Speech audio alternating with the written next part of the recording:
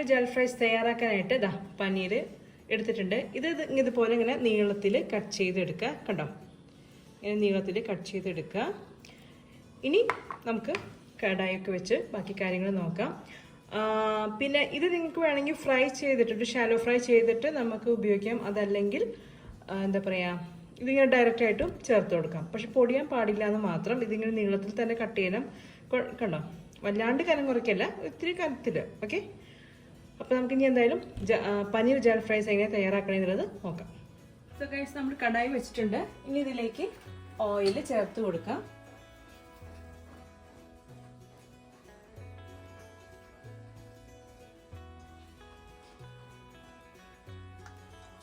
So guys, അപ്പോൾ oil ചൂടായിട്ടുണ്ട്. ഇനി ഇതിലേക്ക് 1 ടീസ്പൂൺ ജീരകം ചേർത്ത് കൊടുക്കുക. ഓയിൽ നന്നായിട്ട് ചൂടായതിനു ശേഷം മാത്രമാണ് നമ്മൾ കടുക്, അതുപോലെ ജീരകം ഇതൊക്കെ നമ്മൾ താളിക്കാനായിട്ട് പാടുള്ളൂ. കാരണം എന്താ വെച്ചാൽ ഓയിൽ ചൂടായിട്ടില്ലെങ്കിൽ ഇതിൻ്റെ ഫ്ലേവർ വരില്ല.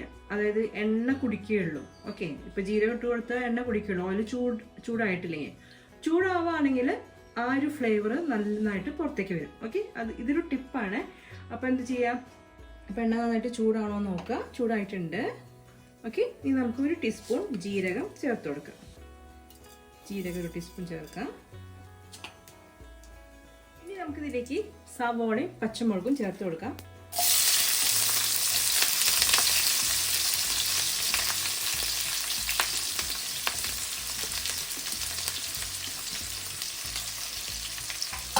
ചേർത്തൊന്ന് വയ്ക്കാം.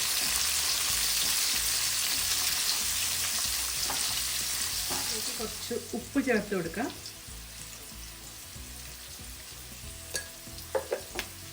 ഇത് ഒന്ന് വഴറ്റാം.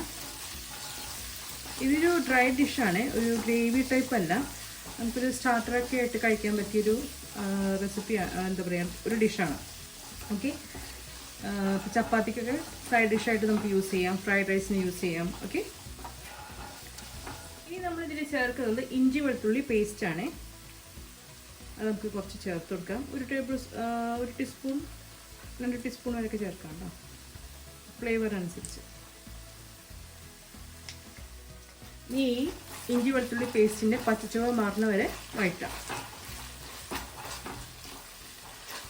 ഇനി ഇതിലേക്ക് തക്കാളി അരിഞ്ഞത് ചേർത്ത് കൊടുക്കാം.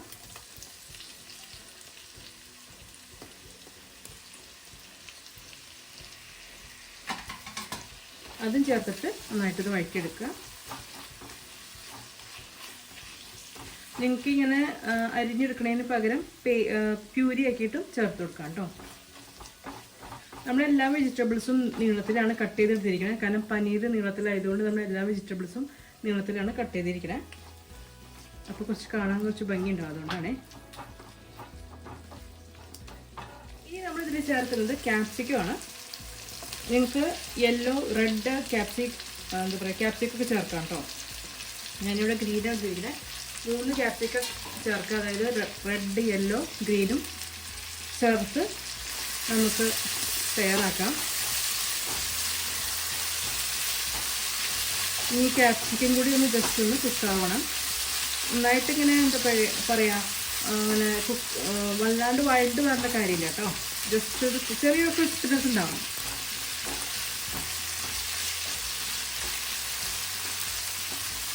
നമ്മുടെ ക്യാപ്സിക്കൊക്കെ വഴണ്ട് വന്നിട്ടുണ്ട്. ഇനി നമുക്ക് ഇതിലേക്ക് മസാലപ്പൊടികൾ ചേർത്ത് കൊടുക്കാം. അതിനായിട്ട് നമുക്ക് കുറച്ച് മഞ്ഞൾപ്പൊടി, ഇനി നമ്മൾ ചേർക്കുന്നത് കാശ്മീരി മുളക് പൊടിയാണ്. അത് ചേർത്ത് കൊടുക്കുക.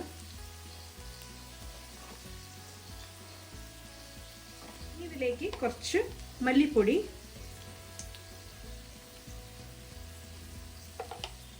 ലേശം 1/2 ടീസ്പൂൺ നമുക്ക് സാധാരണ മുളക് പൊടി ചേർത്ത് കൊടുക്കുക. കുറച്ച് മതി കേട്ടോ. ഇനി നമ്മൾ ചേർക്കുന്നത് കുറച്ച് പെപ്പർ പൗഡറാണ്. കുറച്ച് ചേർത്താൽ മതി. ഇനി നമ്മൾ ചേർക്കുന്നത് കുറച്ച് ഗരം മസാലയാണ്. കുറച്ച് ചേർക്കുക. 1/2 ടീസ്പൂണോ 1 ടീസ്പൂണോ ഫ്ലേവർ നിങ്ങൾ എന്താ പറയുക, ടേസ്റ്റ് അനുസരിച്ച് പൊടികളൊക്കെ ചേർത്ത് കൊടുക്കുക. ഇനി ഇത് ഒന്ന് വഴറ്റിയെടുക്കുക. ആ പച്ചച്ചുവ മാറുന്ന വരെ ഒന്ന് വഴറ്റിയെടുക്കണേ.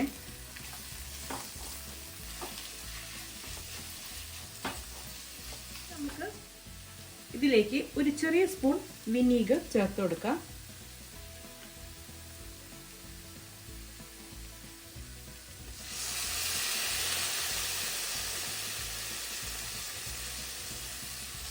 ഓക്കെ, അതേപോലെ തന്നെ ഷുഗർ, അതും കുറച്ച്, നമുക്ക് കുറച്ച് ഷുഗർ കൂടി ചേർക്കാം. കുറച്ച് മതി. ഓക്കെ, ഇത് ചേർത്ത് ഒന്ന് മിക്സ് ചെയ്യാം.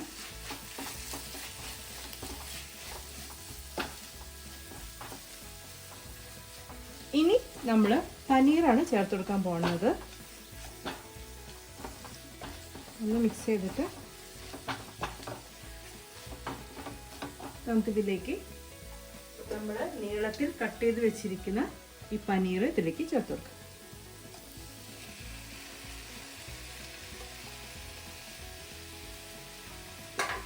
ഇനി ഇത് പതുക്കെ മിക്സ് ചെയ്ത് കൊടുക്കണം, ഉടയരുത്. ജസ്റ്റ് പതുക്കെ ഒന്ന് മിക്സ് ചെയ്ത് കൊടുക്കാം.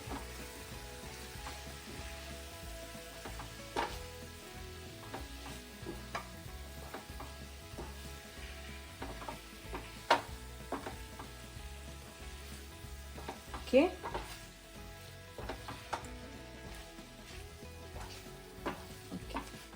ഇനി എന്താ ചെയ്യേണ്ടതെന്ന് വെച്ചാൽ നമുക്ക് ഒരു 2-3 മിനിറ്റ് പാത്രം ഒന്ന് അടച്ച് ഒന്ന് കുക്ക് ചെയ്യാം. കാരണം ആ പനീറിലേക്ക് ഒന്ന് മസാല പിടിക്കാനായിട്ടാണ്. അപ്പോൾ 2-3 മിനിറ്റ് പാത്രം അടച്ച് കുക്ക് ചെയ്യാം. അപ്പോൾ നമുക്ക് ലോ ഫ്ലെയിമിൽ ഒരു 2-3 മിനിറ്റ് ഇതുപോലെ ഇരിക്കട്ടെ, ആ പനീറിലേക്ക് മസാല പിടിക്കാനായിട്ട്. ഓക്കെ, അപ്പോൾ നമുക്ക് നോക്കാം നമ്മുടെ പനീർ റെഡി ആയിട്ടുണ്ടോ എന്നുള്ളത്. യെസ്, ആയിട്ടുണ്ട്. ഇനി നമുക്ക് ഇതിലേക്ക് ഒരു ചെറിയ സ്പൂൺ കസൂരി മേത്തി ചേർത്ത് കൊടുക്കാം. അപ്പം ഞാൻ കയ്യിലേക്ക് കുറച്ചെടുത്തിട്ടുണ്ട്. നന്നായിട്ടൊന്ന് തിരുമ്പാം. ഇങ്ങനെ ജസ്റ്റ് ഒന്ന് ഇങ്ങനെ കാണിച്ചിട്ട്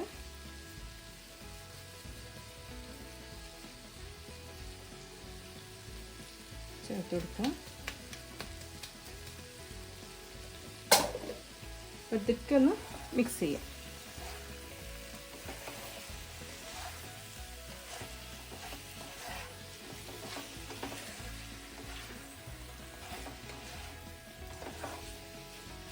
ഓക്കെ, ഇനി ലാസ്റ്റ് നമുക്ക് മല്ലിയില ചേർത്ത് കൊടുക്കാം. ഇതിലേക്ക് ലാസ്റ്റ് ആൻഡ് ഫൈനലായിട്ട് മല്ലിയില.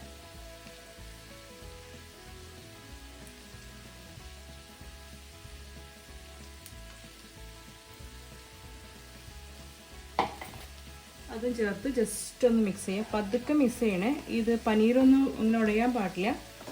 പതുക്കെ ഒന്ന് മിക്സ് ചെയ്ത് കൊടുക്കാം.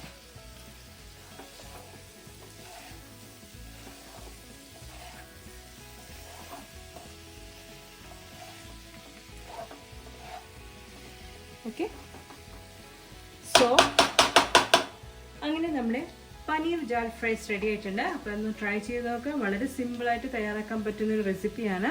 നമുക്കിത് ചപ്പാത്തിയുടെ കൂടെ, ഫ്രൈഡ് റൈസിൻ്റെ കൂടെ, പൊറോട്ടയുടെ കൂടെ ഒക്കെ കഴിക്കാൻ പറ്റും, അപ്പത്തിൻ്റെ കൂടെ ഒക്കെ കഴിക്കാൻ പറ്റും. വളരെ സിമ്പിൾ റെസിപ്പി. ഒരു എന്താ പറയുക, ഗ്രേവി ഇല്ലാത്തൊരു ടൈപ്പാണ്. ചെറുതായിട്ട് ഇതുപോലെ ഇങ്ങനെ ചെറിയ ഡ്രൈ ആയിട്ടുള്ളൊരു റെസിപ്പിയാണ്. ഇത് നമുക്ക് സ്റ്റാർട്ടറായിട്ടും കഴിക്കാം, വെറുതെ ആയാലും കഴിക്കാൻ നല്ല ടേസ്റ്റി ആയിട്ടുള്ളൊരു സംഭവമാണ്.